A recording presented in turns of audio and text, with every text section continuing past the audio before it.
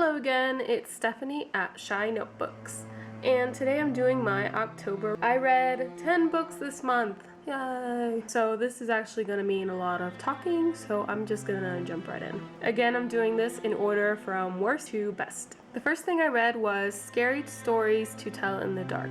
This was a scary story manual. What's unique about it is just very gimmicky short stories, and it even has songs and more like activities. It does have some really creepy illustrations. So would I recommend this? For nostalgic reasons, you can read this if you want, but I would say no. I also read a graphic novel of the Shakespearean drama Macbeth. What's unique about it is that it is very heavy in prophecies, ambition, murder, insanity. It's a quick read, but I didn't love it. Would I recommend this to you? Probably not. Maybe if you just wanted to get a Cliff Notes version of Macbeth like I did, then sure. I also read The Interpreter of Maladies, which is literary short stories. What's unique about it is that it has Indian-based cultural dramas. So it has about 10 or 12 short stories that are very heavy in the literary feely department. Would I recommend this? Yes. This is lower on my list because it's not my thing, but it's very raw and very gorgeously written. And it made me feel a lot of things. Most of those things were depressed things, but you know. And for spooky times this month, I also read The Island of Dr Moreau. This is in the horror classic category. Creatures are made into men, and there's mad science and just thoughts of God and how a man can play God and what are animals to us. Okay, it doesn't go that far, but I think that's what it was going for. Should you read this? Yes. If this sounds interesting to you, you should go for it. It wasn't as action-packed necessarily, but by the end of it, I was very, very disturbed.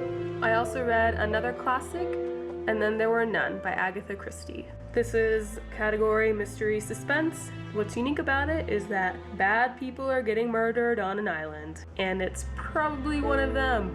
Who knows where the murderer actually is or who he actually is. I would recommend this, yes, especially if you're into older fashioned mystery. Now we're gonna do 3 kids books that I liked, which is also probably why I ended up reading 10 books this month.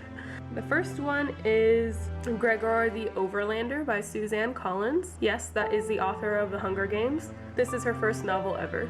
I would categorize this as fantasy, and what's unique about it is that it's like city fantasy.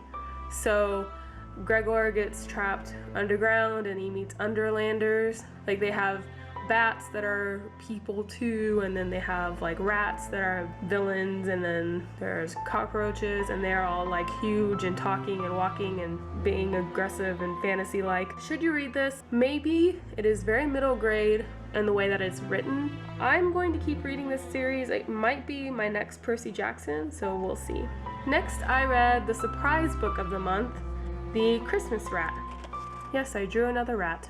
My friend recommended this to me because he said it was going to be slightly existential, and I was like, you know what, if I'm gonna read a Christmas book, having it be a weird Christmas book might be okay. There was a lot of build up to this book where people were like saying in reviews that it would be a book against talking with strangers. Even when I dove into this book, it was automatically very suspenseful, and like you could tell something was wrong, what was happening. By the end, I was just very, very satisfied with it. I think this is one of your mileage may vary type situations. I really like this book, but I don't think it's for everybody. I also read another children's classic, the first book in the Lemony Snicket's Unfortunate Events series, The Bad Beginnings. I would say this is just middle grade elementary fiction. What's unique about it is that, you know, it's just witty authorisms.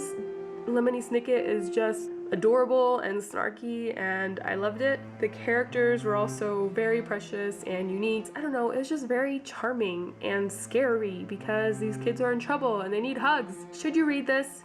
Yes, read it. I did reread Ender's Game. I actually listened to this on audiobook with my boyfriend as we were traveling around in October. First of all, I'm really glad that he finally read Ender's Game because I've always thought he would like it, and he did. Again, Ender's Game was still very good, and this time I was very moved by the idea of friendship and just like your affection for other people and how special they are to you. I don't know, maybe that's just because in my time of my life, that's what I value right now. Yes, read it. What's unique about it is that it's futuristic and there's young military and it's very thoughtful and intelligent and I love it. That's what's unique about it. So yes, you should read it. If you haven't, why haven't you read Ender's Game yet? Please, just, oh my gosh.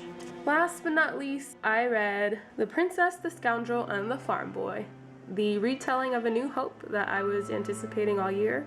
This did wonders for me in regards to Star Wars because let's go through my format first. This is middle grade sci-fi, and you can tell it's middle grade in the writing, and also they're really adorable illustrations throughout. What's unique about it is that it's A New Hope retelling from the 3 POVs of the main characters. So obviously Leia, Han Solo, and Luke. So should you read this? Yes, at least if you're interested in hearing about the movie's events more introspectively.